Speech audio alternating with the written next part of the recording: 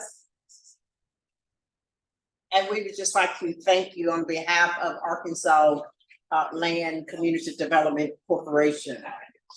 We're gonna start out with opening. Dr. Talisha Dotes, Division Director of Farm Services.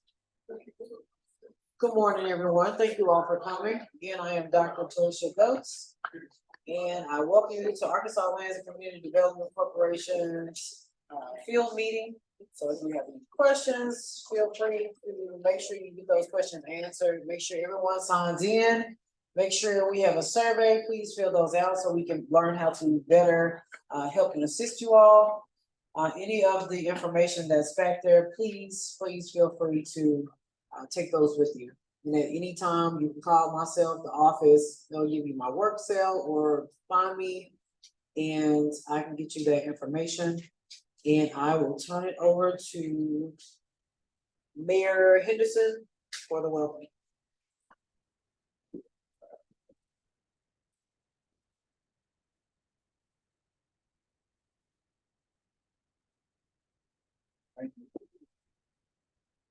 Good morning, everybody. Good morning.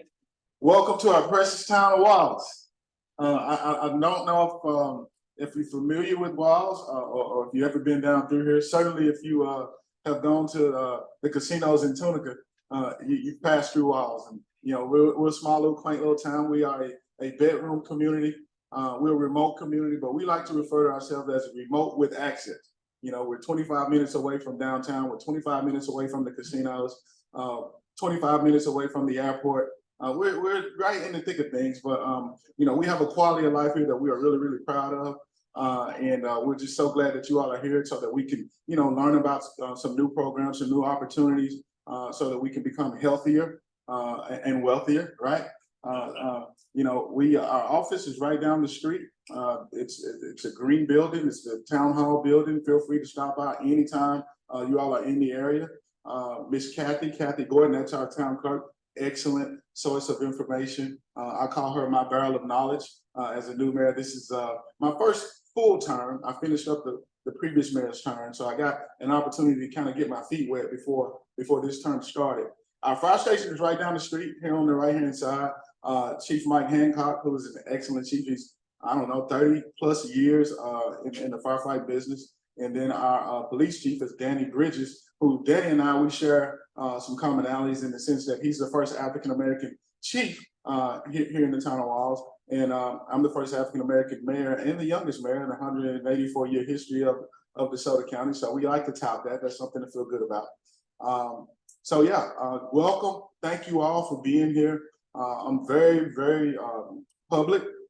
My phone number is public. My social media stuff is public. I'm very easy to get a hold of. So certainly if there's ever anything, like I said, that me or my administration can do for you, feel free to reach out to us. We love to love on people here in the precious town of Wallace. So you are all friends now, okay? Everyone in this room is a friend of Wallace. So again, thank you all for being here.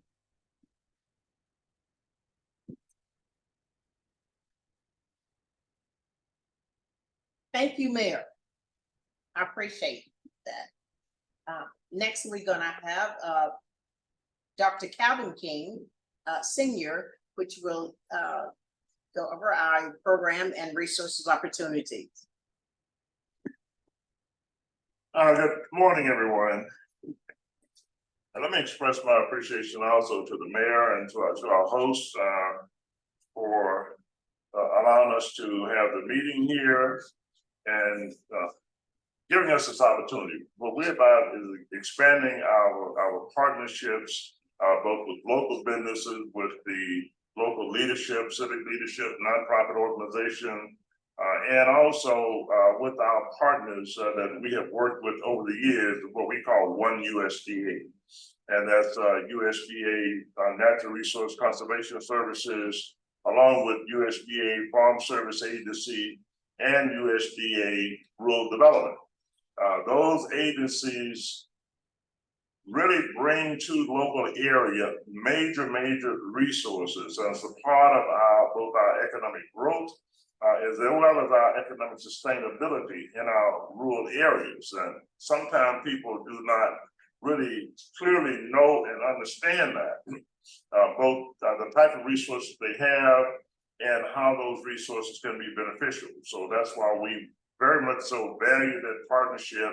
And when we say one USDA and inviting all of them to the table, so it's a part of not just expanding our partnership, but also the partnership of the agencies that we've worked with over the years. You know, I was talking with Mr. Lofton, one of my coworkers, and you know, I told him that my father, I grew up on a farm. I still live on our home place, a homestead location where I grew up. And living on a farm and growing up, you know, you have various different type of experiences. You know, as what I call, you know, we had the young people, children that were going to school, what we call in town. You know, and we call it in town. And then you had the rural children in my day that was going to the rural, smaller country schools. So, and they were distinguished. Well, yeah, you know, they're from the country, and then they would say, well, you know, they're from town. We didn't say city, we just said town back in the day, okay? And during the weekend that we had a chance to go, it's called to town. That was a good thing. So that was really like, okay, we're really getting exposed now. We're going to town, okay? Not understanding that the same type of resources that was beneficial to those farming operations, the farm that I grew up on, was also very beneficial and was being utilized by those small rural towns with rural development.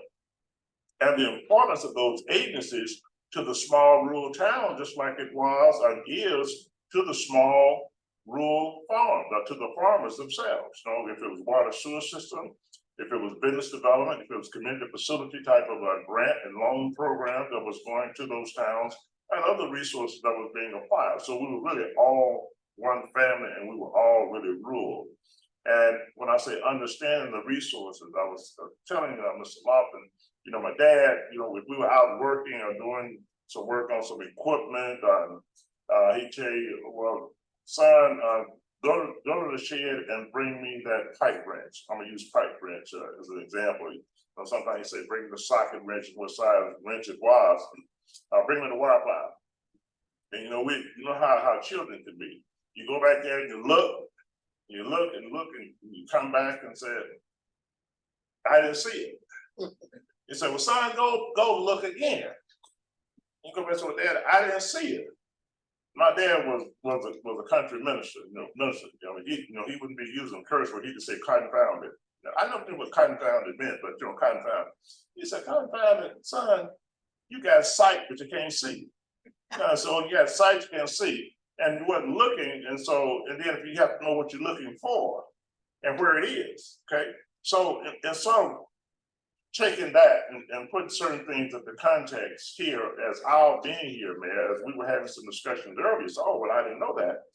We want to make sure that individuals and the leadership in the local areas and the local residents and those who may be either virtually online or those who are here in person, that knowing that you have sight, that you see things, or you know things are going on around you, okay? And you have that sight, and based on your sight, you know that, but you don't really see where those resources are and how they're coming in and how you can benefit from them. So this outreach meeting is wanting to make sure that people, based on your sight and your understanding, that you're able to see the individuals and the agencies and the type of resources you are looking for and how you can access those resources. If it's dealing with a rural home, if it's dealing with getting into farming as a beginning farmer, if it's dealing with accessing the other resources that's very much so beneficial and a necessity to dealing with economic sustainability for those farming operations based on the program that's available through natural resource conservation services. If it's irrigation systems, if it's land leveling, if it's dealing with becoming a micro or a urban farmer, and the fact that those opportunities even exist now, that you don't have to have 1,000 acres or 500 acres or 100 acres, not even 20 acres to be a farmer. You know, you can become a farmer if you have a half an acre, if you have a half an acre in the city. given the city's permission, of course, you know, I have to know what the ordinances are in having a farm in the city, but you can have a half acre, even a lot. You can have one lot. And that lot, if you decide out if it's large, well, there's no distinguished size, it must be a certain size that I know of. But the USDA agency will explain that more in detail. But you can have a lot and get a farm number for that lot and access the USDA resources to operate that lot as a farm. You can access FSA resources, you can access NRCS resources. That makes it an economically sustainable type of business operation as a micro-urban farm, as we so define it, micro-urban farm. So we're going to talk about some of that. We're going to talk about prosperity communities. Now, USDA has been called prosperity communities, where you have more than one town or more than one community that look at what the needs are for those areas. And you develop a plan based on all the identified needs. It may be advancing technology being a need for those areas of those two small towns or small communities as they develop that plan. It may have to do with more housing development in the area, single family housing and access to USDA resources and making sure that it's available and people know the availability of those resources for single family housing development. It may be in doing housing rehabilitation as an identified area of need between the two communities and understanding where the resources are for rehabilitation with USDA rural development, both their loan program and their grant program, a combination to deal with housing rehab. It may be a combination in layering it even more so, but developing as a part of that plan and where you have USDA resources and then working with a local bank to apply for rehabilitation money for those single family housing. And of course, this is affordable. You're creating an affordability type of situation because you'll have to be in a certain, and they'll explain more of that, in a certain income category to qualify for both the loan, I think it's 3% or 1%. Again, they can give you details on that for both the loan program and the grant program. And so if you take a combination of the grant and the loans together and a grant through the affordable housing rehab program through the bank, which comes through Federal Home Loan Bank, but banks have to apply as a member to be a part of a plan that's dealing with redevelopment of housing and rehabilitation of housing. So those type of things, you know, we like to make sure people they're aware of. And we work with communities in developing both those plans as well as understanding what that type of partnership really represents from the private sector perspective with the bank, along with USDA rural development.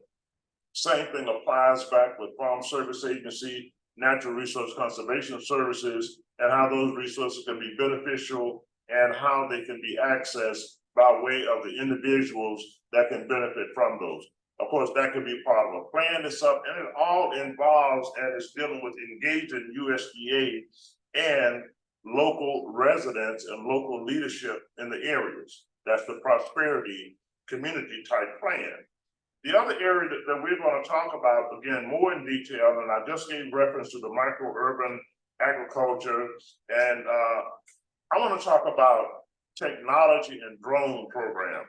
I had the opportunity, I like to always have a conversation with the USDA officials, and I was talking with NRCS representation when they came in, and the district director, I think they have the right for NRCS, and I understand there's quite a bit of ranching that takes place, y'all please forgive me, that's the one thing that I always tell people not to do is actually have their phones on.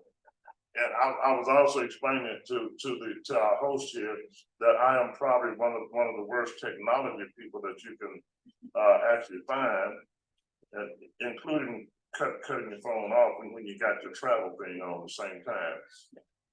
But anyway, the point is that the use of technology, and we like to promote technology, and drones happen to be one of them. as relates to ranching operation, as well as other areas responsibility, using them based on what farmers and landowners' responsibility are if they're using or accessing USDA program. But we have worked with drones as part of ranching and livestock operation, and using the drones to both monitor and to look at the fencing operations. The fencing itself, that's a part of that, the permanent fencing. If you have a storm or something of that nature, and taking the drones out, and instead of walking all the fence area, you have the drone to fly around and see where you may have trees on the fence or other damages may have taken place. As well as you're able to get a good survey of the conditions of your pasture if you're doing pasture rotation with cross fencing. So you can also use the drones for that purpose as well. So technology, as everyone knows, maybe not as much so for senior citizens like myself, but particularly for those who are beginning farmers. Senior citizens. Let me take that back. I have some senior citizens here that may be close to my age. But anyway, but the technology itself, that's a going thing in farming operations, and we all know that, particularly dealing with the equipment, those $300,000+ tractors that you're operating out there that practically operate themselves, to everything else that's taking place, and even using sensors dealing with irrigation systems. So the same thing applies in using drones for purposes. One, the technology aspect of it, and for certain activities that you would normally do, from if it's walking and checking your fields, from irrigation, as well as fencing operation, the things of that nature. So drone technology, and we try to work with individuals on that, and hopefully it'll be something that people will look at closer and take advantage of that, and how it can be beneficial for a farming operation. The other area we want to talk about is the solution and resources to address air property. Now, I'm from Arkansas, and we know that air property can be an issue. I don't care where you live. You can live in New York City, and if you have property and you pass without a will, then you have undivided interest in that property. And I'm sure that here in Mississippi, we have some of the same issues.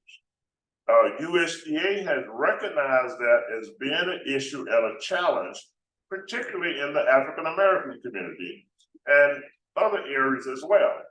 But it is a challenge, it's an issue, because when you have air property and undivided interest, one, it's a major risk factor for those individuals who are part of that air property situation. Now, you can always, as an individual, petition courts if you want your interest out of the property, or you want to specifically know where your interest lies in that property. We're dealing with land. The law used to be in Arkansas that land could not be divided equally and equitably. And as a result of that, if you petition the courts for your property to deal with that, your interest in that estate, or the land, or the farming operation, once you petition the courts and saying the property cannot be divided equally and equitably, then it went to an auction block, and the highest bidder would receive the property, would be able to buy the property. Even if you had 4 heirs and only one wanted to get that interest out, then the other 3 who want to maintain the property, then it would still go to the auction block. Now, I don't know what Mississippi law is. Arkansas law changed some years ago.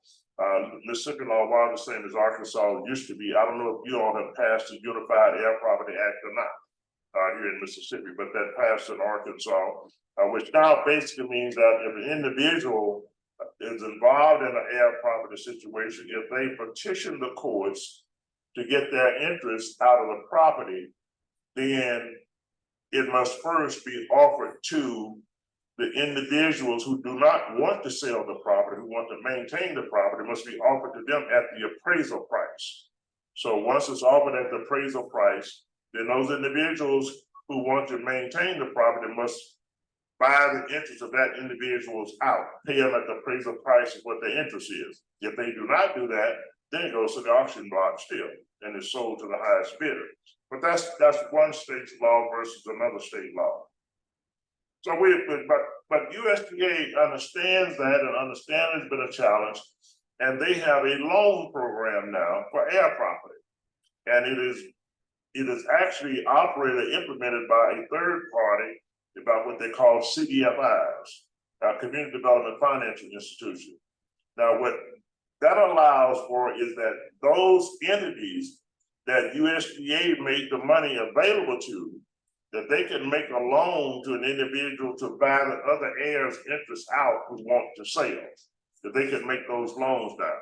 But again, USDA again being proactive and addressing certain issues that exist in our local areas, in our rural communities, to deal with solutions to what may be either a barrier or an adverse or negative issue.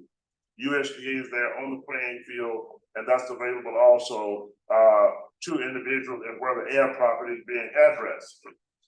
The other thing that they'll talk about will be the farm certification. If a person wants to become a small farmer, a micro-urban farmer, be it with a lot, half an acre, 2 acres, or whichever, and it does not have a farm number, then they'll talk about how you will be able to, or how you can access the resource agency that will allow you to get a farm number for that piece of land, giving you then access to other USDA resources for the property and enabling you to be an economic sustainable type of business operation or farm business enterprise as a micro-urban farm. So they'll talk about that as well. We're going to also talk about something, and this will be more on the end of our agenda, but we're going to talk about an act, what they call 22007. Now, 22007 is an act that was passed. Well, there were two acts that was passed. Let me go back. We had both the act that was 22006. Now, 22006 has been implemented, and a lot of farmers have benefited from that particular act itself that was a part of the American Rescue Plan. Now, what it did is the economically distressed farming operations, and farmers have a lot of challenges. I farmed for 20 years, and trust me, I know. You have a lot of challenges as a farmer. But I also say that the farmers are really, really very, very key as our military is.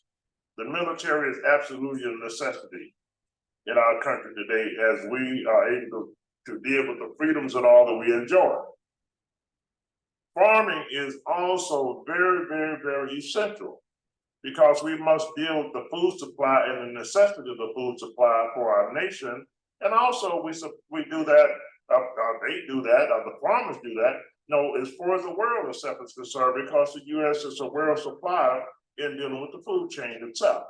So there's a necessity that's there. And farmers they have the challenges of both weather, market, and a lot of other situations you'll find that they run into. And it is important for consumers to understand that as well. The farmer understands it very well. They understand it very well when they're starting their operation up. But consumers to understand that, so they better understand and how important the farm bill is and how important certain programs and acts are, and be supportive of that, and hopefully talk to your congressional representatives and we need to support this for our farmers and the need for the resources that they need in order to be able to do their job and be successful at their job to do what they do in supplying the nation with the food supply. So I just wanted to say that as it relates to 22006. And 22006 Act is where farmers have been able to, and if they have not been able to benefit from it, they were able to get a debt adjustment, a debt write-down, because we have had both disasters, natural disasters, and then we had COVID-19. that affected. So, they get a double whammy, on that. Based on what's dealing with the market situation, what's occurring from that perspective, and you have the weather disaster to come in from one year to the next. You have the insect situation that can drive cost up because of your input. There's more input cost that comes into being. So you have all these challenges. So that's what 22006 was about in dealing with relief on the economic distress aspect of it for our farmers. So that was debt adjustment both on the direct loans as well as the guaranteed loan programs with Farm Service Agency and with the private sector and Farm Service. And I say that because the guarantee is done by USDA Farm Service Agency with the private sector banks. And then, of course, the direct lending program that they have as well with Farm Service Agency. Then we have 22007.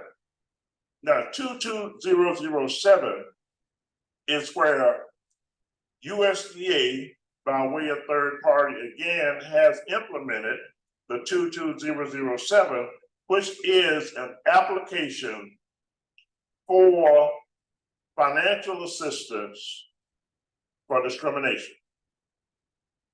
It's a application for financial assistance for discrimination.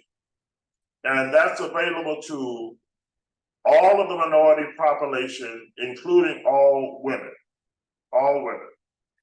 So that act, 22007, it has been implemented, and it was implemented July 7th of this year. The closing date for the applications to be submitted is January the 13th, 2024. And any individual that need to get information from Farm Service Agency as a part of that application process must apply or request that information prior to the 29th. Prior to, is it October 29th? The information from FSA for Yes. October 29th. So you must request that information from Farm Service Agency before October 29th of this year. Information, of course, that's in the application that you are being asked to, an individual are being asked to provide as a part of that application process. October 29th, you must request that information prior to October 29th. Application deadline, January 13th, 2024. So that pretty much so is all that I have to cover right now, is just sort of an overview. And I know my staff is probably saying that's the longest overview that how they do is go one by one and go through everything. So I'm going to stop at this point now. I will be here to have further discussions with both the panel. And we want this to be an engaging process. We want people to ask questions. If it is information you want more details on, that you ask the question. And when I say engaging, it becomes a discussion session, both with our virtual participants as well as those who are in person here today. So I'm going to step down now, and I'm going to turn it back over to Ms. Williams, as she will move the agenda ahead at probably a much faster pace than what is at this point here right now. Thank you very much. Thank you, Dr. King. Appreciate that. Mayor stated that you have a healthy information and a wealth of information, and you got it. So we thank you. Our next program. Let me back that up. I want you to know that the restrooms are on my right, so the back, and there's snack coming from ALCDC, and there's evaluation forms and intake forms that I would like for you to complete before you leave, so that we will know that we are delivering the information to you and the things that you need. So just state that. So to help us to do better too, or on the evaluation forms. So thank you for that. We're going to go on into our program with natural resources and conservation services, equity and equality opportunities in the Inflation Reduction Act, IRA, and the American Rescue Plan, ARP. We're gonna start with NRCS agency representatives first, with Equip Manager. And our presenter will be Christy Robinson, Area 1 Conservationist.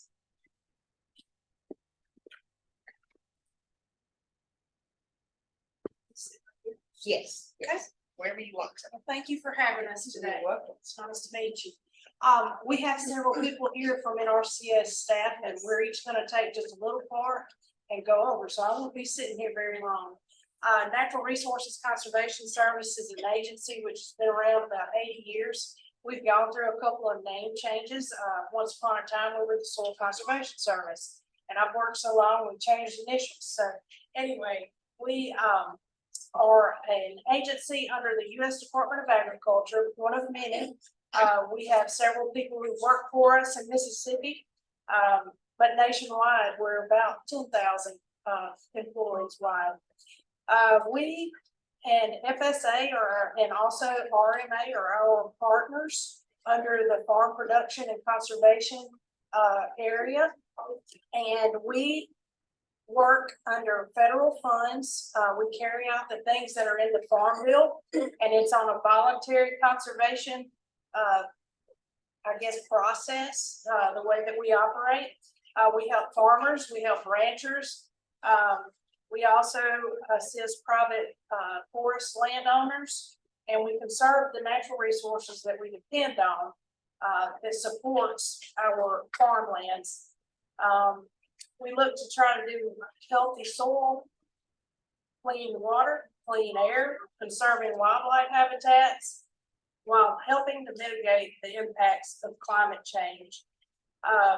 We take applications year round, but we do have certain cutoff periods throughout the year for our sign-ups. And we have someone here today that's going to talk about CSP, Conservation Stewardship Program, by Ashley Kellum. We've got Chantel Davis is here. She's going to tell you about Equip. Ryan Witt is our urban conservationist. He is going to explain what we know so far about urban. And Alec, that's you back there, right? He is here to represent easements and tell you about that program. We are in every county in the state. We are located at a USDA service center in pretty much every county in the state. We also work hand in hand with our conservation partners, the soil and water conservation districts, and they assist us by helping us with our NRCS work, but they also carry out an information and education program for adults and children. We feel very honored that our chief of NRCS is a native of Mississippi, Terry Cosby. He was a longtime employee for NRCS, SCS for over 40 years, and now he's representing us under the Secretary of Agriculture as the chief of NRCS. So it's nice to have someone from Mississippi that high up in the department and making decisions for us and looking out for us. So I'm going to turn it over if that's okay. That's Janie. All right. Fine. All right. We're gonna. Would you like to hear more about the urban first, or we want to start down through the other programs? Tell you what, Alec, you come forward first, okay, and we'll do the easements. Alec Conrad. And staff, if they want to come up, they can come here and I can move over here. So if all of you, Chantel, Ashley, Chantel, Ryan, they want you to stay here. What I think they will see your. where do I? No, yeah, You all here. Okay. go ahead. Okay. All right, I want to talk a little bit about easements. All of our programs are financial assistance programs, but the easement programs are quite a bit different. They are a real estate transaction. You get to reserve an easement, is an agreement whereby the landowner gets to reserve the right to own the property, but we buy rights. certain rights, and that depends on the program. We have several programs that we offer. The most popular is the Wetland Reserve Program. That program restores wetlands that were converted to food and fiber production prior to 1985. That's by and large our most popular program. It used to be known as the Wetland Reserve Program. Then we have ALE, or the Agricultural Lands Easement Program, and that provides funds to entities for the purchase of a conservation easement. So rather than the landowner applying for this program, the landowner works with an entity that represents them in this transaction. This program was primarily designed to conserve agricultural lands in areas of urban growth and sprawl, or areas that have agricultural lands that have some kind of historical importance for archaeological reasons or some other special reason like that. And it's really a program geared so that kids and people know where the foods come from, and that in areas where urban growth and sprawl is occurring. We don't have very much of this in Mississippi. We do have a few easements. It is taken off around the rest of the country. But this would not be a program that your typical Delta farm would be a good fit for. But if you're interested and you think your property might be a good fit for this program, you can go to findthelandtrust.org. We also offer the Emergency Watershed Protection Program. This program is not implemented annually, but it comes into play when we have a declared natural disaster, flood events and things like that. We did do some recently in response to the 2019 flood. The restoration that we do there is fairly similar to WRE with some differences.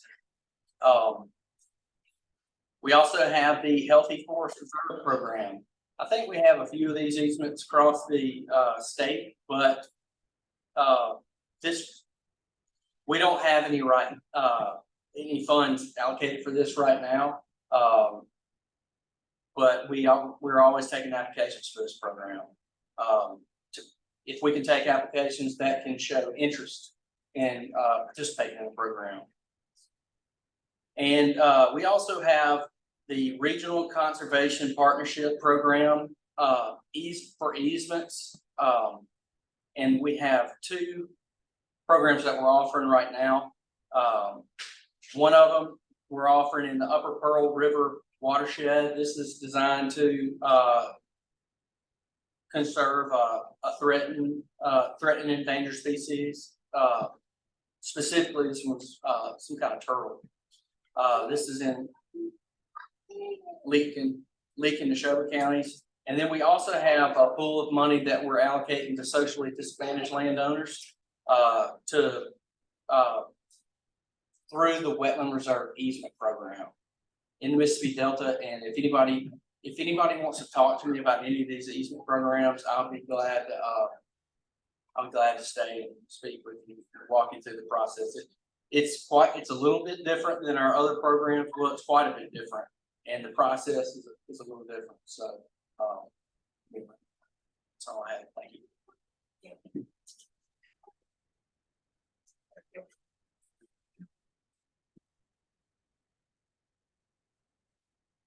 Good morning. I'm Chantel Davis. I'm the district conservationist for DeSoto County and Tate counties. I'm going to talk to you about EQIP. EQIP is one of our main conservation programs in Mississippi. EQIP provides technical and financial assistance for working lands. Those lands include field crops, specialty crops, organic, confined livestock and grazing, and non-industrial private forest land. EQIP helps farmers maintain or improve production while conserving natural resources on working landscapes. So in layman's terms, we help producers implement conservation practices to address resource concerns on their property. So to be eligible for EQIP, persons must be engaged in livestock, vegetable, gardening, forest, crop, or other agricultural production. So to determine that eligibility, we'll come out and basically survey your property and help you identify those resource concerns on your property. And then in turn, with your application, we'll suggest conservation practices to help address those resource concerns. And those conservation practices provide payment incentives. So for historically underserved customers, those payment incentive rates may be up to 90%. So on eligible lands, the eligible lands are cropland, pasture land, rangeland, grassland, and non-industrial private forest land.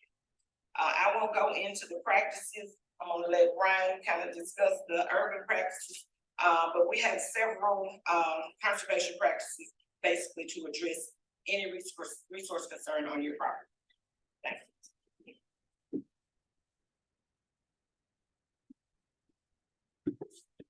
Good morning. I'm Ryan Witt. I'm the urban conservationist in Area 1. I'm under Miss Christy Robinson there that was up earlier. So for urban conservation, we all know it's nothing new. It's fairly new for Mississippi and RCS. But if you're like me, you had a garden in the backyard growing up, and not really a new term overall. But for us, it's in its infancy still, and we're still learning what that's going to mean. Whether it be just backyard gardens, rooftop gardens, community gardens, whatever that turns into. I know in Tupelo itself, we have a 26-acre farm right in the middle of town that is in production nearly year-round producing. So it can be, just a postage stamp size backyard, or it can be significant acres producing what we're calling non-traditional crops. So don't think your traditional commodities. Last year in RCS, Mississippi defined urban with zip codes, and it's my understanding that's not going to be the case anymore. Urban farming is going to be pretty much non-traditional. So if it's not soybeans, corn, cotton, your big crops, it's going to fall under urban with the modifier we use and some softwares that we have. So don't think of it as just a backyard. Think of it. It can be in the county. It doesn't have to necessarily be in a city. Somewhere where there's an industrial setting or a residential setting. So same thing though, it's all scalable with the same big practices you see on large farms. So whether it be, soil testing and nutrient management, whether it be field borders, whatever practices are out there at a large scale can also fit small scale operations.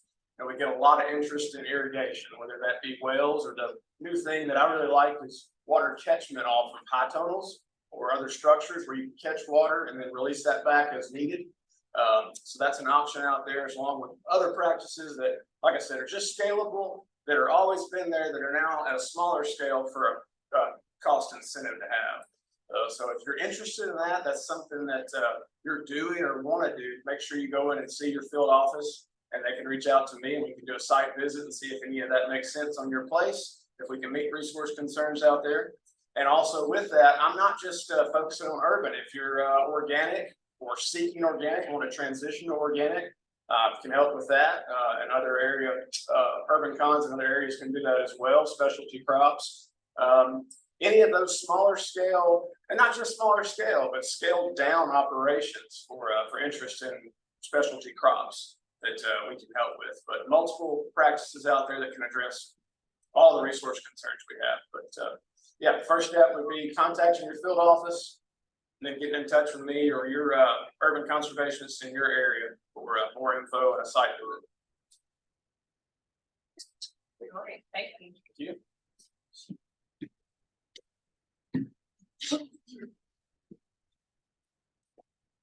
I'm Ashley Kellum. I'm the CSP Program Manager in the Mississippi State NRCS State Office. I appreciate the invitation to come and speak. I'm going to talk about the Conservation Stewardship Program, which is one of the main financial assistance programs that NRCS offers. The Conservation Stewardship Program is a little bit different from EQIP in that EQIP that Ms. Davis talked about is primarily going to be implementing the infrastructure, those structural practices, your fence, your ponds, those type practices, whereas CSP is going to be more of a management program. It is going to be taking those things that you are already doing, those conservation practices that you've already installed, that you're already doing a good job with, and going above and beyond to maximize your conservation stewardship. And so there are tons of enhancements. So once you've installed a conservation practice, CSP calls that going a step further an enhancement. You're enhancing that already installed base conservation practice. And so CSP has tons of enhancements that are eligible on cropland, pasture, forest land, farmsteads, and associated ag land for you to increase your stewardship, your conservation stewardship. It's a really great program. It rewards those who are already doing a good job and then going above and beyond on their land. And so we look forward to assisting anybody with doing field visits and helping assess the property, determining what your areas of concern are, what you're already doing a good job with, and what might be a good fit for you with the conservation stewardship program. So your local field office is your first point of contact with that. Submitting an application, and Ms. Christie talked about, we do accept applications year round, but the sign up period for FY24 first round of funding, the deadline to submit an application is October the 27th. So if it's something you're interested in, you just want more questions, then it might be something you're interested in the future.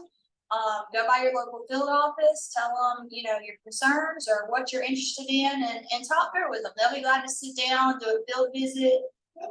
But the main thing is getting your application submitted before the deadline so that it can be considered for the upcoming funding year.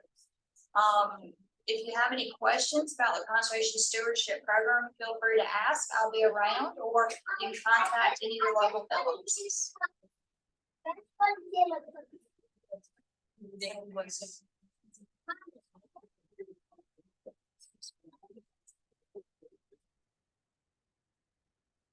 Thank the NRCS staff, appreciate everything. And if there's any questions, you are now free to ask.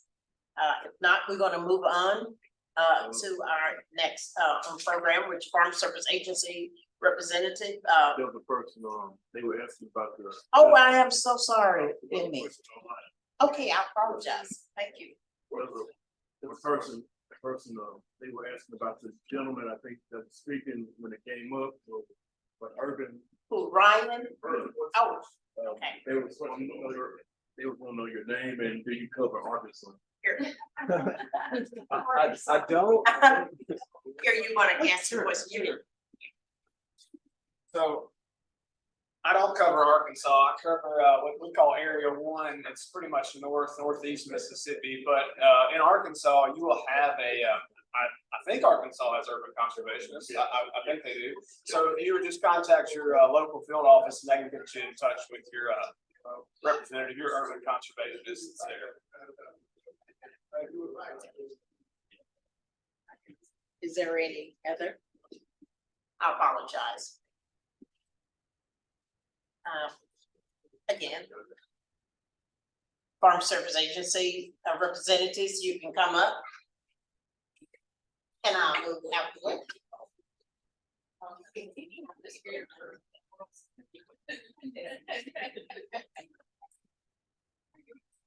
I'd like to thank everybody for inviting us up. My name is David Durham. I'm farm loan manager for Panola and Tallahatchie County Service Centers, and I cover the top northwest 10 counties, northwest Mississippi here. I want to talk to you a little bit about our loan growth. The most popular loan program we have is our direct loan program. We have different types of direct loans. The operating loans run from 1 year to 7 years. 1 year operating loan would be for your seed, chemical, fuel, fertilizers, expense like that, and getting your crop in the ground and getting it out. Anything over 1 year would be a term loan, that would be a capital purchase, anything from equipment to cattle, soil water conservation, minor real estate repairs. Right now, the interest rate is 5.25%. With maximum of $400,000, and security requirements would be 100% minimum, up to 150% if available. The farm ownership loan, which is where we purchase land, that's a $600,000 maximum limit. The interest rate is the same as the operating loan at 5.25%. That's used to purchase land, construct buildings, own the land, or improvements on the land. Security requirements would be the same, 100%. It'd be 100%, up to 150% security requirement.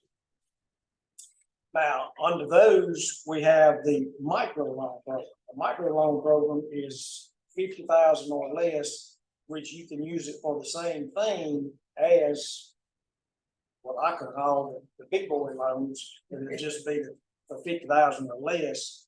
And that's a pretty popular loan program. Rates and terms and everything on that is the same. The only one difference is the security requirement for a term loan and micro loan is only 100%. So if we buy a piece of equipment, we say $10,000, whatever, that piece of equipment would stand for the loan. There's no additional security requirement that be needed on that. Another loan we have is the youth loan. That's a pretty popular loan that we have. And again, it would be at the 5.25% interest rate right now, which our interest rates changed monthly. And the main problem we have with that is youth, it's cattle. We make a lot of cattle loans for youth. Up to a maximum of $5,000, that's spread out over 7 years. That's a real good program for kids. We also have the guaranteed loan program, and the guaranteed loan program basically mirrors the direct loan program, which is going to be administered through your local conventional lenders through the banks. That limit right now, which it changes yearly with the inflation, so it goes up. And right now it's at 2.236 million. So you can use, that money for operating, land purchase, anything you could do with direct money, you can do with guaranteed money. And that pretty much sums up our loan program. Now, as you mentioned, air property, Darryl will cover a little bit about air property and obtaining farm numbers. We're talking about mentioning urban micro farming. We can do that. We're gonna have a farm number. You get a farm number, but to get a farm number, you gotta have title to the property. You gotta bring in a deed or something. And then you mentioned the loan program about clearing up and purchasing air property. Okay, and it's also my understanding that same program will help you not only just purchase the air property, but some legal issues if you need help or assistance in clarifying or getting clear title to the property. Yeah, I want to throw that out.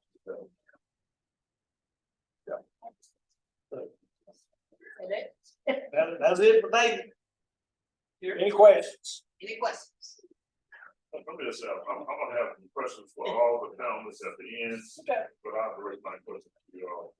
Sure. Somebody else may act for me, so I don't wanna, if they act for me, I don't act. And we do have, my assistant back here, Meredith, we do have some handouts and fact sheets and things on our programs, as well as the 22007. We have some information, right, we have some information on that. Thank you. Thank you.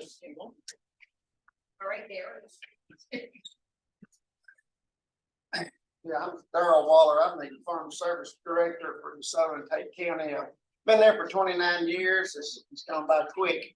But with FSA, we have a lot of different programs we do a lot with row crop and we do a lot for hay, pastures, do some for some vegetables. We have a big sweet potato producer in Tate County that about 400 or 500 acres of sweet potatoes and stuff. But the farm establishment, we do a lot of for a lot of folks in both counties, a lot in DeSoto County. I hadn't had a situation where the heirs thing came in, but we do a lot of, somebody wants to get a farm, they bring in a deed or a will with a plat of some type showing us what that farm looks like. We go in our mapping system, we draw it off. A lot of our wheels and stuff, it goes to an individual or a group of people in the state, a trust. We get the information from that and we load them people in our computer for NRCS they can pull up that farm, they can pull up those individuals. We get eligibility forms, we get the name, address, email address, social security number. We load that in. We send out a newsletter every month. So when you do that, you get a newsletter from FSA, and I try to add NRCS stuff in it or farm loan team. So you know programs coming up. And sometimes we do a little bulletin in between a program comes up after we send it out. But we'll take these and create you a farm. And it has been plots for people having gardens or got it like doing flowers, to small acres for goats, sheep, cows. A lot for youth is starting out, they'll come in and get a farm number. And we always urge them to certify your acres. If you're haying or grazing and you're planting vegetables, come certify us. July the 15th every year is the end of the date to certify. That keeps a record of what you're growing that you could use with history for NRCS or anything else for programs that they do. We also put you in that system. We have a county committee that oversees my office. Every year we have an election. My two counties, Tate and DeSoto, put together. There's 5 areas in those 2 counties. This year, the election's running over on the east side of DeSoto County. We have people nominated, regular producers, landowners, operators that serve on that committee to oversee us and help us implement. Like if we have a disaster program, I get with them and they say, here's what my area is experiencing, so we can apply for certain things or not. And they review applications, they hear appeals, they hear, like I said, they oversee our office. So this year's election will be Olive Branch, Cochran, Lewisburg, Stonewall, that area. Next year it'll move and we'll advertise that.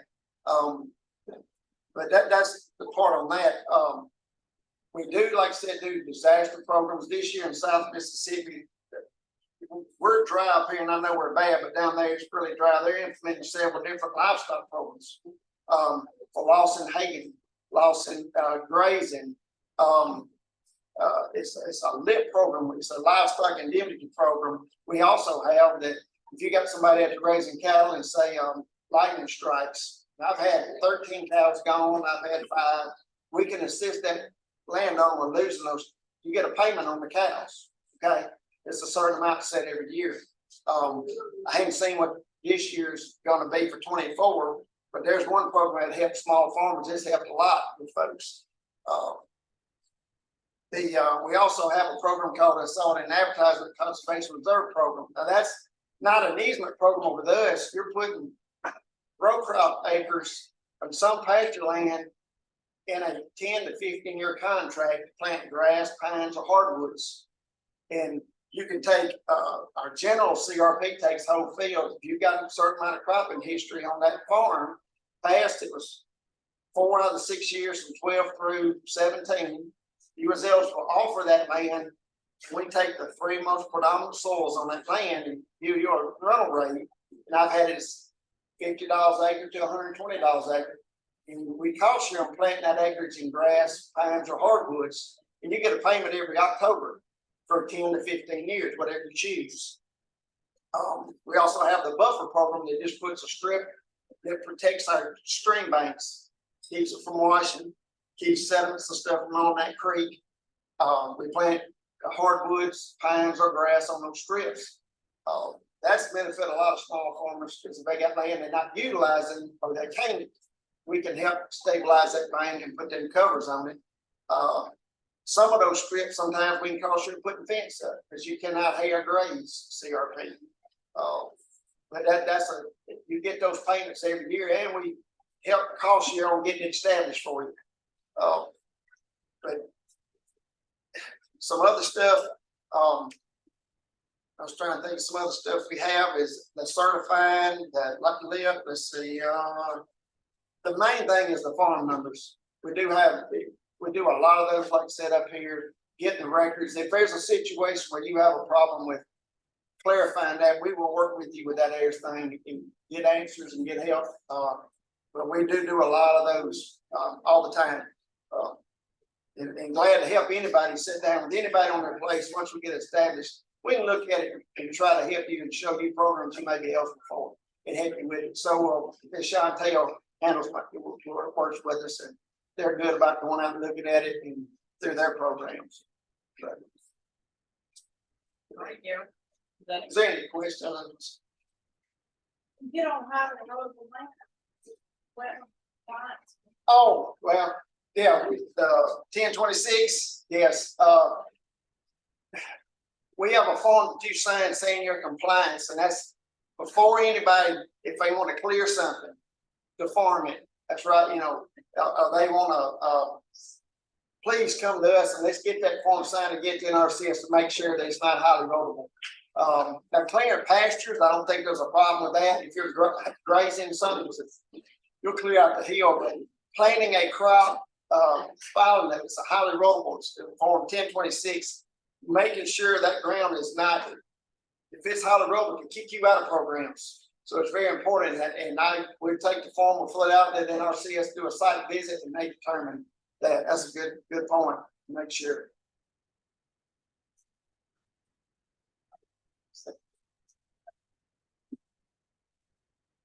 All right, thank you, Darryl. Hello, everyone. I bring you greetings on behalf of the Mississippi Farm Service Agency State Office. My name is Jessica Howard, and I am the State Outreach Coordinator for Mississippi. It's a blessing to be here. I hope everyone is in good spirits. I had great presenters before me, so I only have to piggyback on a few things, which I'm extremely grateful for. But as we said, you know, you want to make sure that you're certifying your farms, okay? Actually having a farm number with us, bringing your deed in, showing us your land, telling us what you planted, where you planted, how much you planted. This is all important information. If you want to work with NRCS, you have to come through us first. They're going to send you back to us and tell you to do these things because it's important that you have that as your foundation before anything else.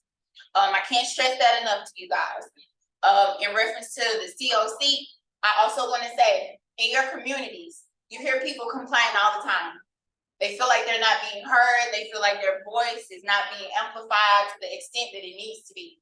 Well, I want to tell you that that is the position that they need to try to get into. As he said, that is the person who will speak on behalf of producers. Say, for example, you're going to be in a certain area, okay? That's how you're elected. You have to be in this certain area. Now, we're going to say that you have these producers in this area, and you notice every day when you drive that Farmer Andrew's field took on too much water. You see his tractor can't get out there. You see he can't get out there. He can't plant. You literally drove by there every day. Do you not know that your voice can make a difference in whether or not he's approved when he says that he has these difficulties? That one voice can be amplified from this position. So when you're in these type of positions, it helps everybody because you can speak on behalf of producers in your area, people who you're familiar with, people who you talk to on a regular basis, people who you pass by their land, you probably know their kids and their kids at this point. That is a great position for you to try to get into so that you can actually use your voice to benefit others. And I'm a person who's very big on service, on assistance.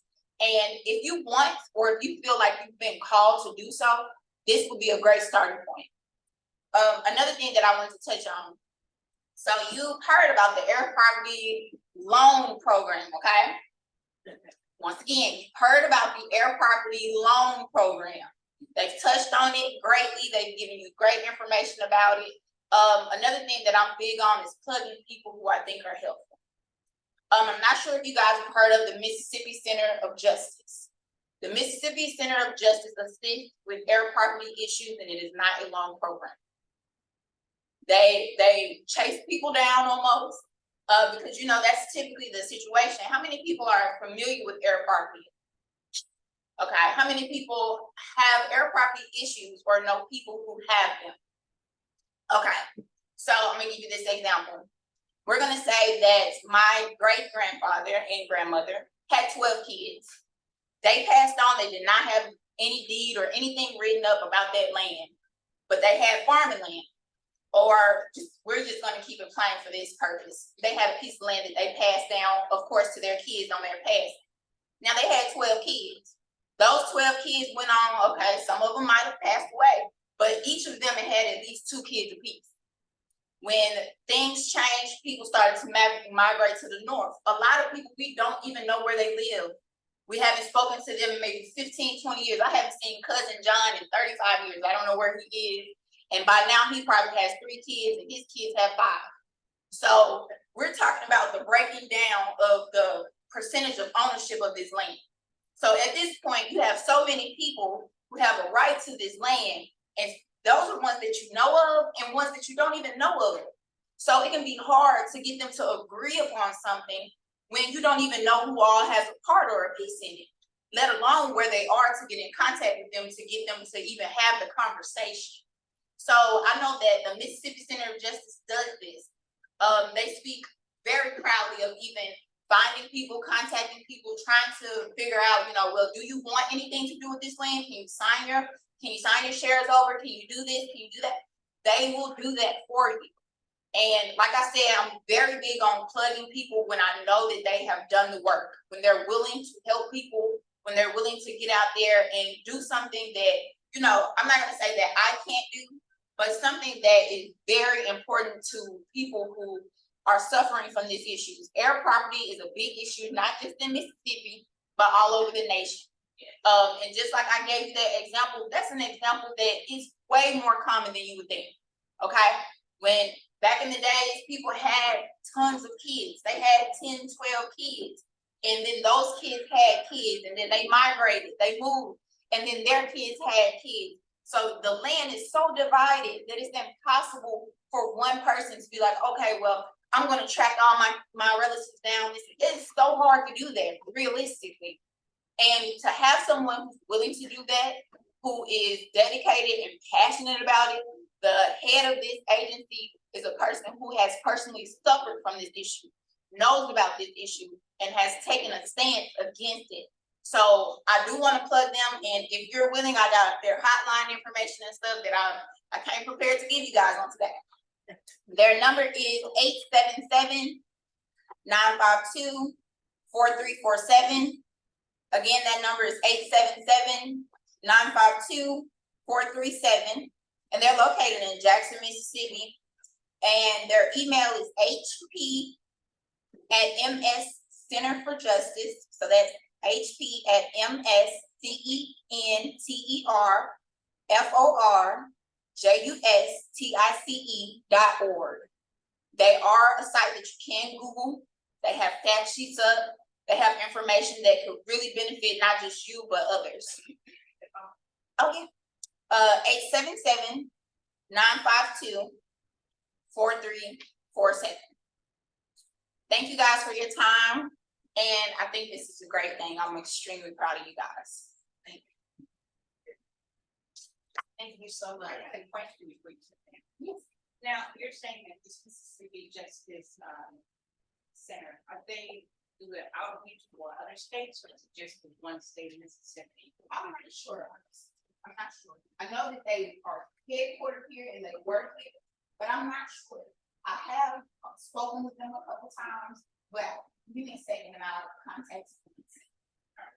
No problem. Awesome job. With FSA and Jessica, Ms. Howard, thank you so much. I don't see speaker for rural development? Right. Okay. Dr. King. Thank you.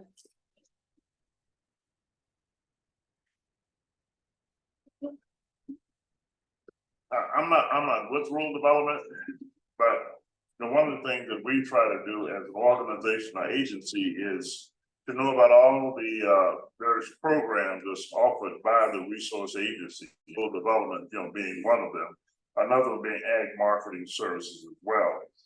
But rural development, and I'm going to be very brief about this, and there are any specific questions that I'll be more than happy to respond to it.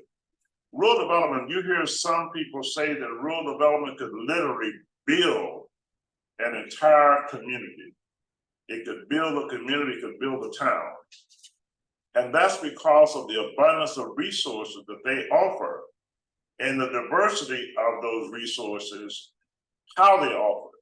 One, they have a housing program. They have a direct loan housing program, and they have a guaranteed loan housing program. And of course, you have to be within a certain income area, a category, in order to qualify for their loan program. I won't go into details about it, but anyone who may be either in person or online, that I would urge you to contact USDA Rural Development regarding their housing program.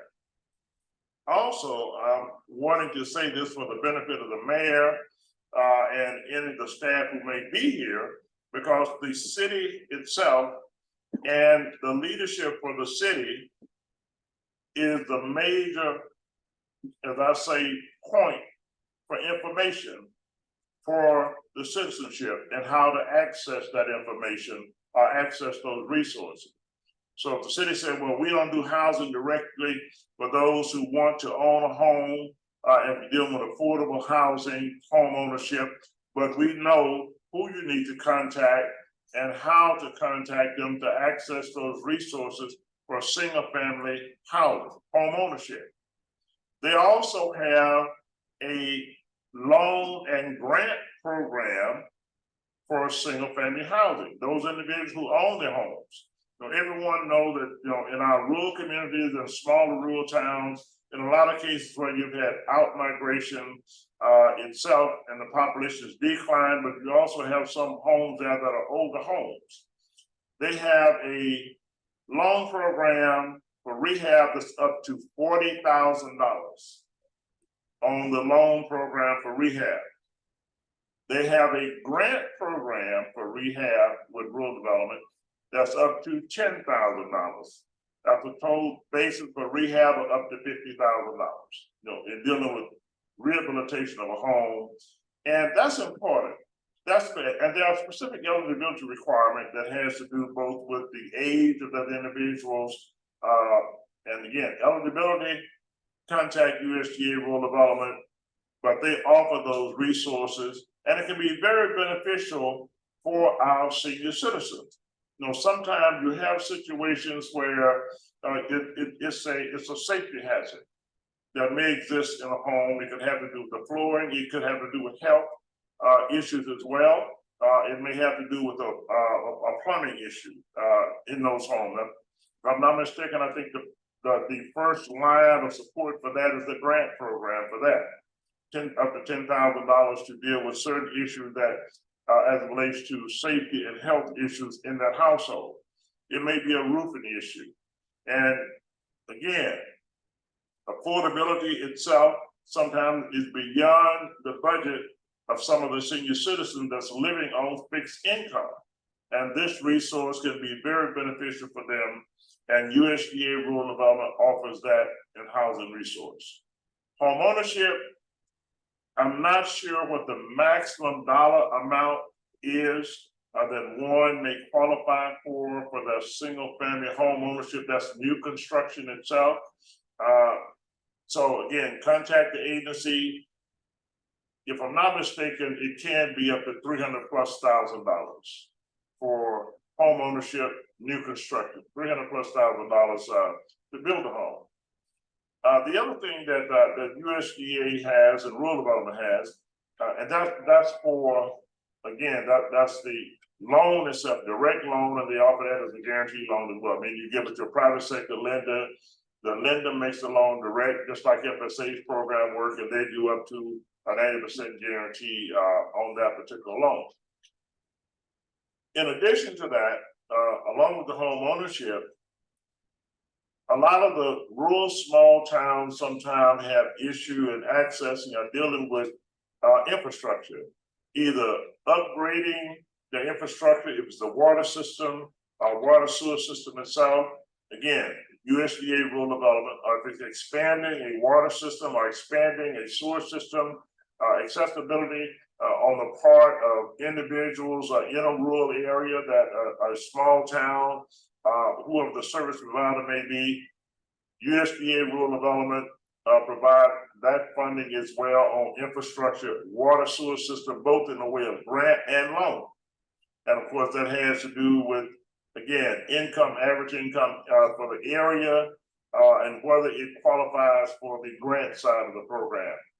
Both grant and loan availability is through USDA rural development water sewer system.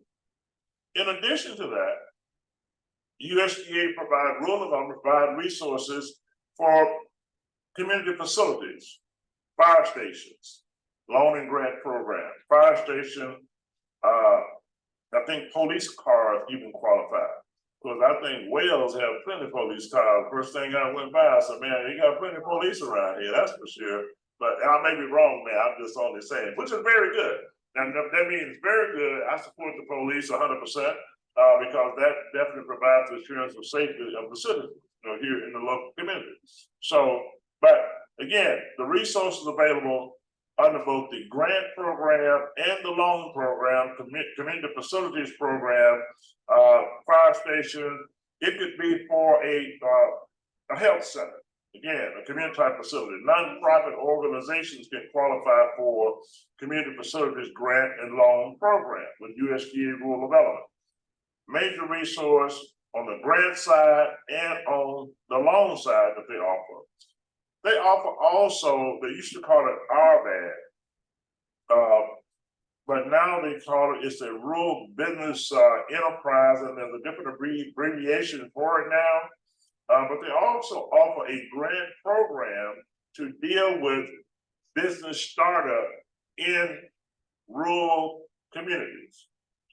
Nonprofit organizations qualify for it, municipalities qualify for it also.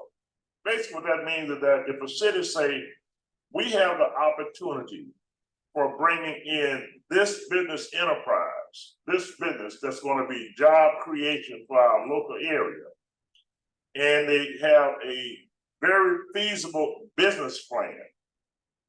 But what we have an issue with is a building to put them in and getting them started with the equipment that's necessary to operate this business on startup. Well, rural development offers the grant program for that, working in partnership, and USDA is a partnership agency. It really is. We say one USDA, all of the agencies are. They can work in partnership with the city and that private business enterprise to get a business started, or it could be a business expansion that's going to create additional jobs for that local community, the economic impact that it has, and they look at all of that. They also have the business loan program side. So again, rural development. Now look, they're building houses, they're building business and job creation in an area, they're putting infrastructure in. That's a pretty good start for building a community, isn't it? So the resources are there for building both the economic sustainability of our local rural areas, from housing, infrastructure, community facilities, and private sector business. All of that is USDA rural development. They have a cooperative grant program. If individuals are dealing with, say we have 10 micro urban farmers or micro farmers out here, and they want to create a cooperative and a facility where they can collectively bring their produce into to do grading and packaging to supply a market outlet. Well, that resource also is through USDA Rural Development, the cooperative loan program, the cooperative loan program and the cooperative grant program, USDA Rural Development. So accessibility, they're in the same, I think they're in the same location where you find the other USDA agencies, which would be the USDA Service Center. And I don't know the address of the USDA Service Center here for your area, Mayor, but they will be located there.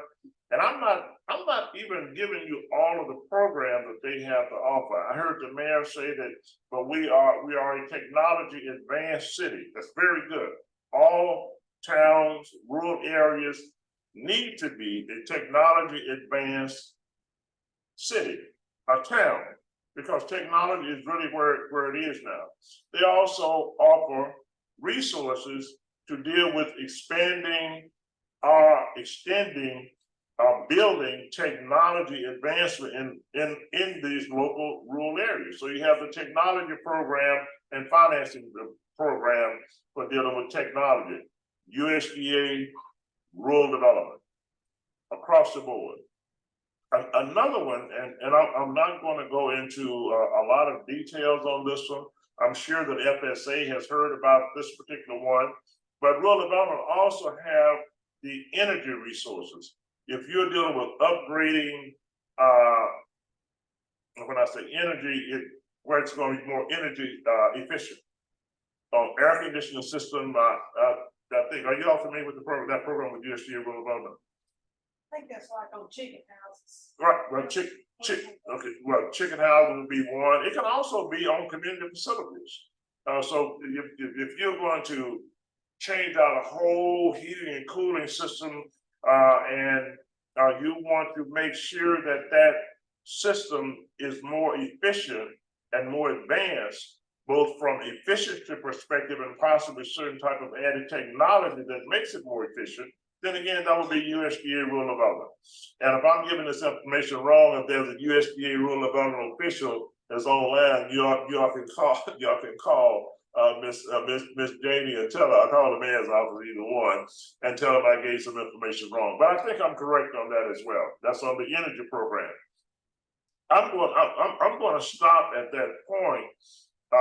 And if there are any other, questions regarding USDA Rural Development, I will be more than happy. I don't have the chart that deals with the income requirements to qualify for their program on the housing. Now, based on the census tract you would be located in as a city, as a small town, what the requirements are in the average income for the area, what level it would have to be at in order for you to qualify for the grant side versus the loan side of the program. If you're dealing with community facilities, or if you're dealing with infrastructure, water, sewer system, and things of that nature. But all of this is with USDA Rural Development. And when I say the one USDA and all the resources that it has to offer as an agency, one USDA agency, that's across the board. Agriculture, if it's a predominantly agriculture industry, they say, well, we're predominantly agriculture industry in our area, so certain things, we really don't think it's accessible over here in our area. If you live in a rural area, and you may be a beginning farmer, and I'm going to ask a question about the beginning farm program and a few other things with FSA, and a couple of questions back with NRCS as well. That's why I say this is going to be, it's going to be more of a discussion session on things that we want to give a little bit more detail about, to our audience. But again, if there are any questions, USDA Rural Development, I think you all may have our number as well, but our office number is area code 870-734-3005. If there are follow-up questions you may have to enter the staff regarding what's been discussed here today. And I'm going to ask also this would be to the USDA agency representatives here.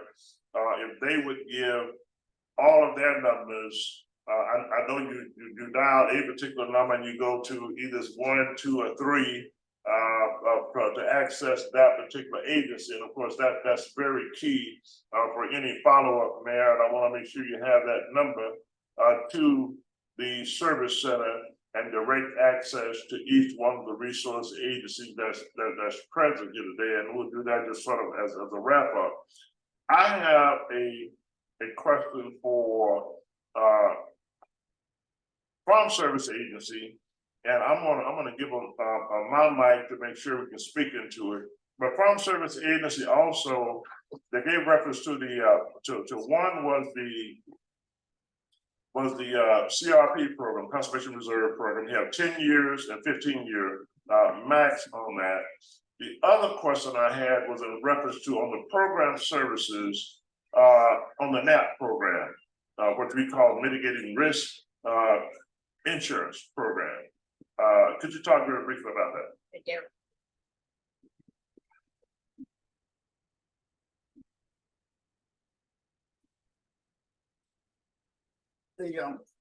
The NAP program is the non-insured assistance program. It's for crops that are not covered from crop insurance.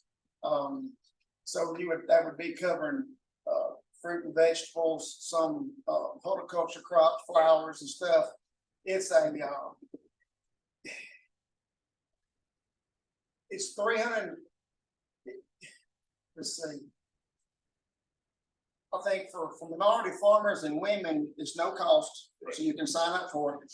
And what you do is if you've been selling, say, vegetables, you have to turn in your yields every year. We'll establish you an APH. So we're going to establish you. I think watermelons is, for an example, sweet potatoes is like 17,000 pounds per acre. So if you've been raising any kind of crops, you can bring in from 4 to 10 years worth of your history showing what you show, and that'd be your actual APH. That'll be your actual yield that we go off of. And what they do is you turn that in. If you drop below 50% of your yield, the NAP program will pick in, and it's going to pay you some money up to that 50%, try to help you with your loss. Right. And I've had to do that with sweet potatoes in the past. There's different levels of coverage that you buy it for now. If it's going to be all in that, it should all be in the new farm bill or the current one we're in now. But it will pay you up, if you have a loss up to that 50%, every year you come in, certify your acres, and then by the next reporting year, you turn in your production because you may store it and not sell it all at one time. I know with our sweet potato guy, he's selling last year's crop before he just got through harvesting, started harvesting this year. So you bring that yield in, and we add that to your history of your yield. So we try to get yield about where you're actually making. So that if you have a loss, we can go back and look at it and adjust, have your payment on it. I have a few people that do it with hay ground and for cows. Have this past couple of years, people done it. We hadn't kicked in nothing yet, which we're not through with this year yet. So it could. It's not, what cover all your grass, any kind of with vegetables. You certify tomatoes, or you certify greens, or squash, or watermelons and cantaloupes. We have several people do. We have people do pumpkins and have insurance on the pumpkins. So and they report their acres. If need to, I have a GPS. You have to pay a measurement service fee, but I will come out there and GPS and get your exact acres. That way you don't have to guess. And when I put it in the system, it's there. And we will keep up with it with a map, give you a copy of it, that you have it. But that's a little bit about that NAP program. Did you have something on CRP? I mean, per acre, how much is it? Yeah, what's the average payment per acre on the CRP program? On the CRP program, it depends on your 3 most predominant soils of the field that you offer. Every type of soil has a different rental rate. We take the 3 most predominant soils in that offer, and that's what your rate is. On general, it runs anywhere from $50 to $65 an acre. On the general side, the continuous, which is that buffer program, they consider that more environmental safe. I pay anywhere from $75 to $140 an acre because that's more protective. They don't want minerals and stuff in them streams and our waterways, so they pay more, they add incentives to it. Not only with that program, that we pay 50% of the cost to plant the trees and say grass. Once it's done, we pay an additional 40% of the cost, so you're really only out 10%. And with signing up, you get I think it comes out to be whatever your 1 year payment is, 32.5% incentive payment for just signing up. So basically, we could actually plant the whole stuff and you not cost you anything, and then you get your yearly payment every year in arrears. So, we have a lot of people in the continuous. It's a good program. So. And my final question on that is on your sign up period. Mhm. For your nap, and of course, you know, with vegetable crops, you know, you can do double cropping, you know, one on certain crops, it could be squash, an example. What's the sign up period, a deadline for signing up for that? Every crop has its own sign up, and I wish I'd have brought that. I know a guy was coming in the other day and he has blueberries. Well, his ends November the 20th. He's just a new farmer, establishing the farm. He's got blueberries. He's been selling sweet potatoes. I know it's February 28th. Some pastures are September the 29th. We just passed 28th. We just passed for grazing and pastures. So every crop, and I have a list. I'd be glad to, you know, send it to Ms. Williams or whatever. But everyone is different depending on when they start planting. But the basic thing is that they can contact your office to make sure that they understand when to sign up here, when it starts and when it ends on any particular crop. And it does vary for the public side. It varies from one crop to the other because you have different horticulture crops a little bit different from if you deal with traditional row crops, you know, cotton, soybean, rice, you know, milo and things of that nature. We try to advertise it on newsletter if we have dates coming. I did that in the last month. Certain things that's coming up so people know, cantaloupes, watermelons, that I've done a few in the past. I try to keep that in the newsletter so people can know about it. All of this is very important, particularly if you're talking about micro urban farming, that opportunity that exists right now, having all the information, and it's very relevant to developing your farm business plan, the type of crop enterprise that you're going to be planning. And it can be a combination with different planning time periods and, you know, the sign up time period. And we call that, you know, really mitigating risk, really, you know, at risk when dealing with the risk factors that's involved in production agriculture. I don't care what crop enterprise you're involved in, traditional row crop, horticulture, crop, forestry, you know, livestock, ranching, you know, whichever.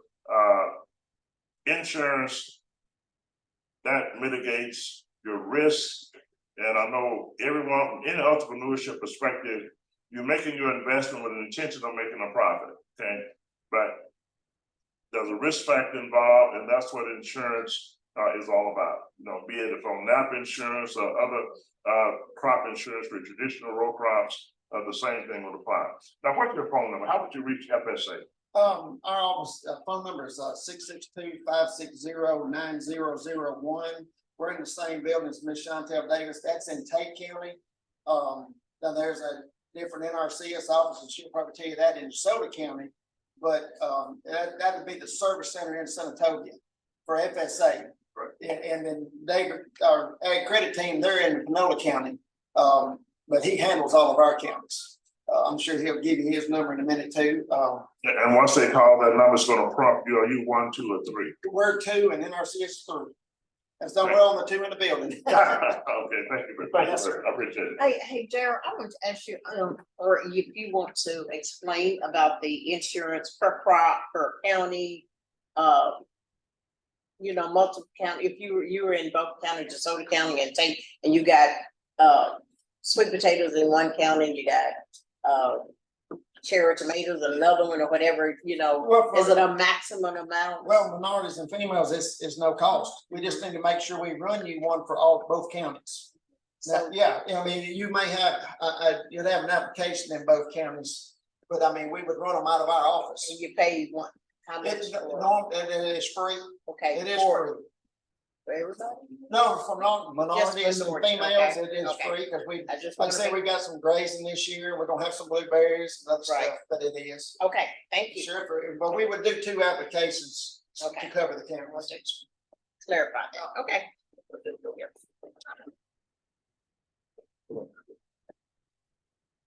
Ms. Williams, she figured I talk so much, I need 2 mics in the process. I wanna go to NRCS. And a couple of questions. One is regarding the conservation easement. And I know conservation easement as a permanent easement, and then we have a time limit easement. Am I correct? Yes, sir. We have 2 options, at least in the WRE program, where we have a perpetual easement, which is permanent easement. That's you're signing your property up for the program, and you're selling the rights that we buy forever. And then we also have a 30-year easement.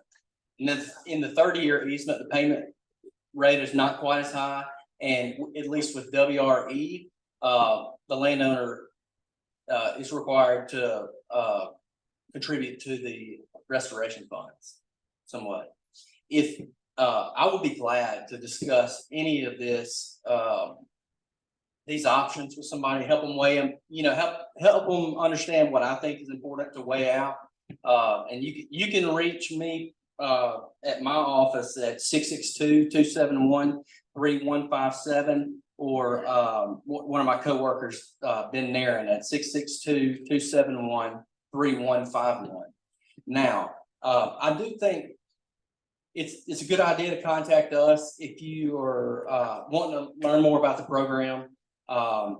If you are decided that you already want to sign up, go ahead and start at FSA, and then go into your county office, and then they will pass your information to us, and we will schedule a meeting with you, and we'll spend an afternoon talking about the program, or however long you need. Because it's quite complex. It requires a lot of paperwork since it's a real estate transaction. So that's kind of how we handle it. What's the average when you, and it does say there's a lot of paperwork in that whole time. What's the normal time span that it takes one completing all the paperwork before you can actually be activated in the program? All right, this is very important. A long time. Yeah. All right. So 18 to 24 months typically. But I want to express that if you are somebody that thinks that you may have heirs properties issues and you want to sign up for this program, it is very important to get started on it early. And my staff, we can direct you. I thought it was great that she directed the audience, somebody. We also have an organization that's working with us called KCAAC that will work with landowners to help with that issue. It's very important to get started with that early. We do not have the expertise to help landowners, but it is an issue that can hold up this process significantly. And I agree with you 100% on that. I'm really can express how happy I am to hear the fact that you actually have a session with them, you go through the process, because understanding the process is very, very crucial. Sometimes the only thing people hear is that I'm gonna put my property in conservation easement, it pays up to say $3,000, I don't know what the maximum is for Mississippi. Right. Okay, $3,000+ an acre, and I'm gonna get all that money at one time. Not understand that it involves a plan and how that plan has to be put together and implemented according with certain responsibility. But the other thing I want to ask is that being supportive in that manner, do you really have a discussion with the individual about doing an analysis of, say, a CRP, Conservation Reserve Program, 10 to 15 years, make an assessment of that, and what it would be on a per acre basis against how much they may be receiving for a rent on a per acre basis, and then what the payment would be for $3,000+ an acre, but that's permanent. That's permanent, you That's know, right. you know, sometimes in certain cases, depending upon if they have benefited from other programs of NRCS, like EQIP, we got irrigation on it. Now, there's a difference in the irrigation cost versus a non-irrigated land. Am I right? Everything you just said is correct. I mean, like, I mean, price wise, the difference. yes, Right. yeah, I mean, we can have some of that discussion because each property is different. Those are gonna be different. But we're not gonna be able to provide complete guidance on that. And the reason is because we do not serve as accountants. And that can come into play sometimes. But we will, I actually try to help landowners weigh this, and I will play devil's advocate a little bit with them and make them think about, you know, what permanent easement means. Because the last thing we want is for somebody to get in the program and regret it. So we want to build trust on the front end, and we want to help the landowner make the best decision for them. So, but now, in addition to that, once it's in, even on a permanent easement, they still own the land and they can still sell the land. that's right. They can sell it, they can subdivide it. Now, the reason I didn't get into the easement caveats is because each easement program is a little bit different. So, and ALE can be pretty complex.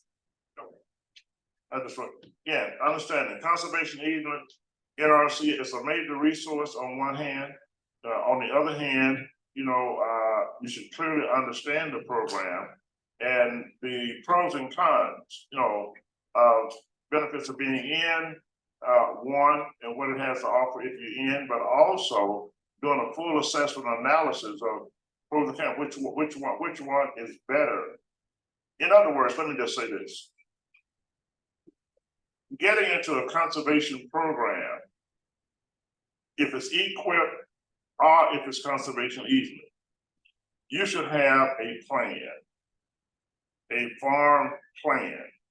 You're gonna project revenue, but along with projecting your revenue from that land, even at $3,000+ an acre, you should project also what's going to be your permanent fixed liabilities on that land, taxes being one example. You know that you're gonna have taxes, right. You're gonna forever have taxes on that land as long as you own it.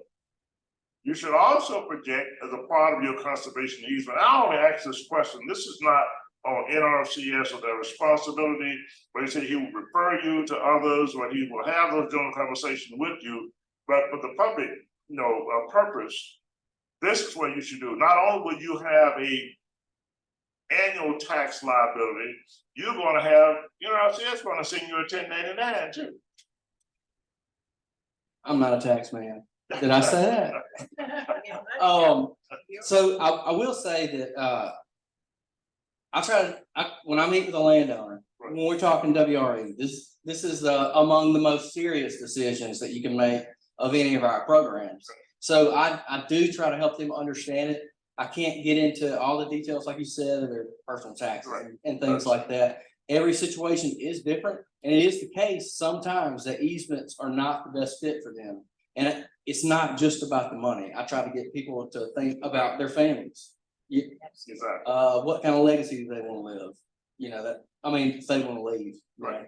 Well, I only say that because, you know, one thing sometimes, as you say, you do it because the program option is there, and then you criticize and you see what could be the adverse, you know, portion of it because you did not plan. You know, revenue, whatever comes from NRCS or from an agency, if you receive the benefit of that revenue, you're gonna get a 1099 on it. I know every program I've been in, you're gonna get a 1099, which means you gotta pay taxes on it, okay? So make an assessment of what your tax liability is gonna be, because if you get all that money at one time, what tax bracket is gonna put you into? I would listen to that lottery, man. I said, man, maybe I'll dream about it tonight that I got that $1.6 billion lottery ticket and won. But the fact, you know, I'm only using this as a comparison. A $1.6 billion lottery, but if they get it all at once, they're only going to get $750 million. Now, that's a big takeoff in taxes, isn't it? But I'm only using that as an example. My point is that in getting into the program, you should consult with your accountant. Absolutely. You should consult your accountant, your tax person, and understand you're gonna get it at one time, you're gonna have a tax liability, the next tax year, what your tax liability is gonna be, and project your tax liability, taxes you still have to pay on the land for the next 10 years and 30 years out, because you're still gonna have the tax liability there. And I just wanted to mention that. I just do it as an assessment in the process, because I heard in RCS also, I mentioned in some of our sessions that, in getting into the conservation program, we would recommend that you start with EQIP and go up. Now, if you start with EQIP, you deal with appreciate your value, the value of the property in most cases, with irrigation, land level, and things of that nature, which means you're gonna put it in a different category in conservation easement, if you've applied EQIP. I don't know, how many years, I know you have a compliance time period with EQIP. Was it 5 years or 7 years on the EQIP program compliance? Well, every practice has its own lifespan, and so, the compliant, that part is gonna depend on what practices are implemented on that piece of property. Let's just say irrigation and land leveling. I believe it's 15 to 20 years. 15 to 20 years, okay. So, if individuals look at a combination of program and program benefits and maximizing the use of program, then versus conservation easement at $2,000+ an acre, I think non-irrigated, if it qualifies, plus and maximum $3,000+ an acre on irrigated.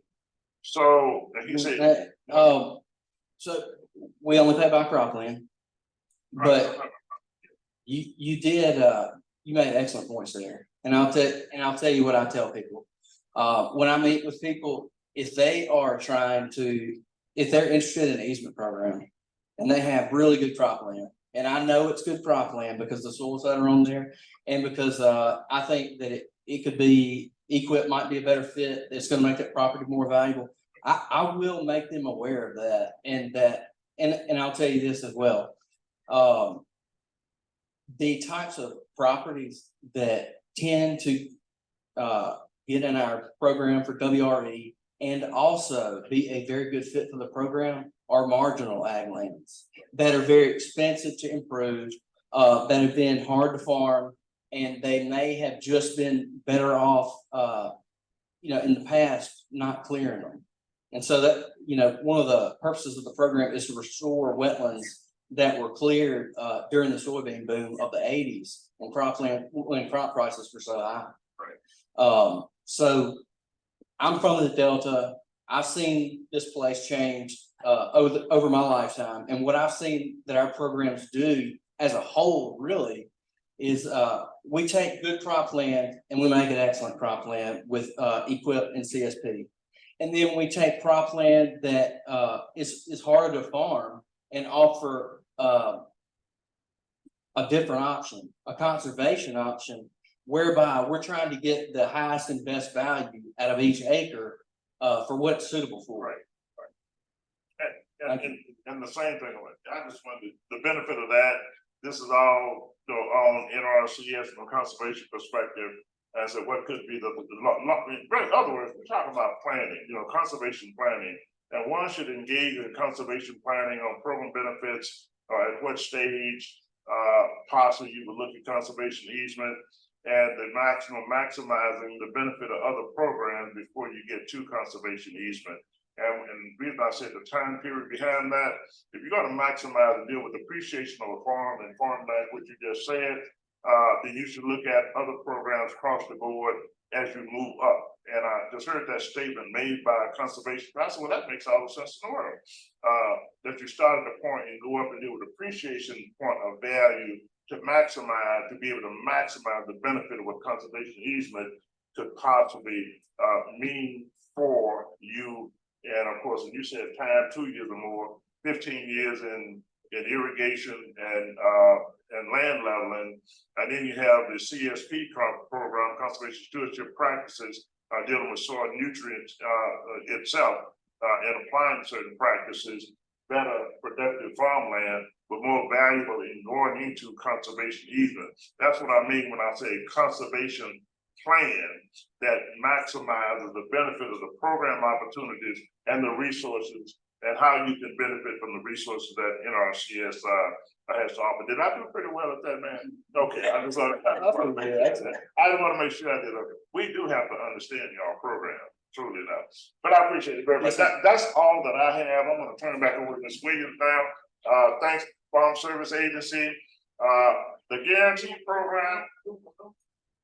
Pardon? Yes, I do want the numbers of the Farm Service Agency as well, and your code. All right, for the officers that I cover, Panola County phone number would be 662. Which county is that? Panola. Oh, okay. Panola County Okay. office would be 662-578-8045. And of course, Farm Service Agency would be extension 2, and then you ask for farm loans. Right. All right, Panola County covers Panola, Tate, DeSoto, Marshall, and Lafayette counties. Okay, the Tallahatchie office phone number is 662-647-8857. Again, that would be extension 2, ask for farm loans. And Tallahatchie office. Repeat that was 662 what? I got 647. 647, okay. 8857. All All right. right, and Tallahatchie office covers Tallahatchie, Cahoma, Quitman, Yellow Bushel, Junior. Maybe last 10. Right. That's hard to get it. Had to call a lot of counties. I think we're gonna go now to Did we get an 007. announcement on the annual meeting, annual? Yes, please, conference, please. And then we'll dismiss. But I want to do one other thing. Yes, you mentioned, we have this, please I did complete, mention those. yeah, please complete the survey. This is a reminder, please complete the surveys. If you have something good to say about, whatever you have to say about it, say it. But complete the surveys, it'll allow us to do our job better and understand our weaknesses as we go forward. If you would do that. We also have an intake form. If you have a particular case or anything you want us to work with us on, we have an intake form also. You can just get that to us and we'll do follow-up with you. If it's accessing USDA resources, farm business plan, regarding air property, everything that's on the form itself, that's what we call our intake form. If it's on 22007, which is the application for discrimination, for financial assistance for discrimination, then you need to just check 22007, check that, and we'll do a follow-up back with you with your name, address, email address, and we'll follow up back with you. Mayor, people may come and call your office regarding that application process, people who say, well, you know, I don't know how to file or who to go to. That's what that number's about, you know, that they apply for that. That's the number. Application for discrimination itself. And I'm gonna say this too, Mayor. If you're having issues regarding flooding or anything in this area or erosion in the city, you need to talk to NRCS. That's the resource for you. Get an assessment done. They got some of the best conservation engineers you can find around in the state. Around, they have the best engineers that you could ever talk to, and let them know where you're having the problems, where the flooding is. When they talk about watershed, that's linked back to communities and towns, and where watersheds may be something that needs to be looked at, or looking at the watershed, and other programs could possibly apply that deals with flooding in our rural communities. So top resource for that in our rural communities. Our conference is October 26th. We have an annual conference. Mayor, I'd love to see you in Fargo, Arkansas. You call Walls a small town, come on to Fargo. Of course, now the conference itself will be in Brinkley. But our conference will be held, the main conference membership date is October the 28th. That's on Friday, October the 28th. 26 What did I say? You said 28. Okay. 26 and 27. Youth. Well, I'll let you know, you'll be there when nobody be there, right? I think I told some more people there too before they. But it's October the 27th is our main conference date. We have the assistant chief.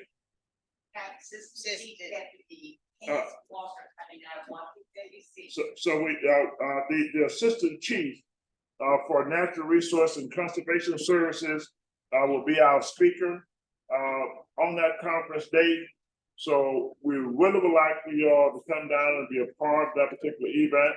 That's on October the 27th. Yes. We'll be discussing a lot of other resource opportunities that exist, as well as the fact, people have an opportunity to see all these great USDA people, as well as the individual, all the residents in your local area and talk about. It's always good to network, to know how things are being done from one area to another area and how people are benefiting from various resources, or even how programs are being implemented from one state to another state. You all sometimes learn that way too, right? From one county to the next. So we'd like to have you there October the 28th in Brinkley, Arkansas. 27. Look, I'm a senior citizen, so I got an excuse. I have an excuse. 27. October the 27th. I'm gonna play the lottery. I will probably win. I'm gonna play it on the 28th. Because I'll call that in the time. October the 27th, our annual conference. It will be in Brinkley, Arkansas, at the convention center. At the Brinkley Convention Center in Arkansas Land and Farm Development Corporation. And we start at 8:30. So when we open up on registration, October 27th. And we promise you, you will have a very, very, very, very great experience. Understanding resources, how to access those resources, networking, and possibly even some new ideas that could be beneficial for your local areas. That's what even it's 43 years for us. 43 years of our experience. If I don't understand your program in 43 years, I guess you say he should know these programs by heart. He's shaking his head. You're right. 43 years for the organization, but we'd love to have you be a part of that event. I'm going to turn it back over to Ms. Williams now, and if you have any other questions, I'll be here for a while after regarding the application process for financial assistance for discrimination, any of the other programs, networking. You can have those discussions also with the resource agency. I want to thank our host, thank the mayor, but I'm gonna let Ms. Williams close out because I didn't do any of this work, y'all. Ms. Williams and the other people, the other staff people, Ms. Stokes said, you're supposed to come back up. We're supposed to come up, Dr. Stokes. Okay. Okay, but we all have all our staff here. That's our staff. Yes, all the staff, y'all stand or raise your hand. For the staff people, we have Dr. Stokes, we have Ms. Barbara Irby. Ms. Barbara Irby, our public relations and marketing person, Dr. Dokes, she's director of our farm program, Mr. Lofton, our farm program, Albert Jones, our farm program, and Michael Tucker, farm program, farm advisor, our IT person also, and he looks out for me, keep me going. And of course, Miss Janie Williams.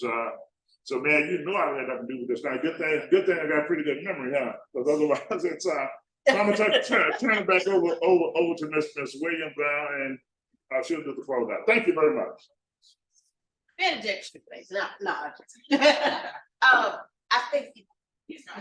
Oh, yeah, Have something to say. You wanted to say, yes, ma'am. so dear friend, I make homemade pound cakes, so I have a sweet table sitting in the back. I have the trifle jars, today I have a banana pudding and a turtle jars. I have banana pound cake, lemon pound cake, and caramel, along with chocolate chip cookies. All right. Well, look now, Mayor, here's what I wanna do on this, and I wanna make sure that our marketing person get this. One, I want to get a great picture of her and her business enterprise here. Cause we have on our website, we like to do what we call internet marketing support for our local partners and community and for those businesses. And also our newsletter publication, we wanna make sure we have it in that also. But please, Ms. Urban, you can get with her, and I want to get this picture with you and the mayor. Okay. Also, all right, I appreciate you. Thank you very much. Yes, Consider yourself dismissed, please. thank you, ladies and gentlemen. Thank you, USDA, you showed up and showed out. Thank you so much. Hey, everyone that's here, would y'all please make sure that I get your contact information? Yeah. If you have a card,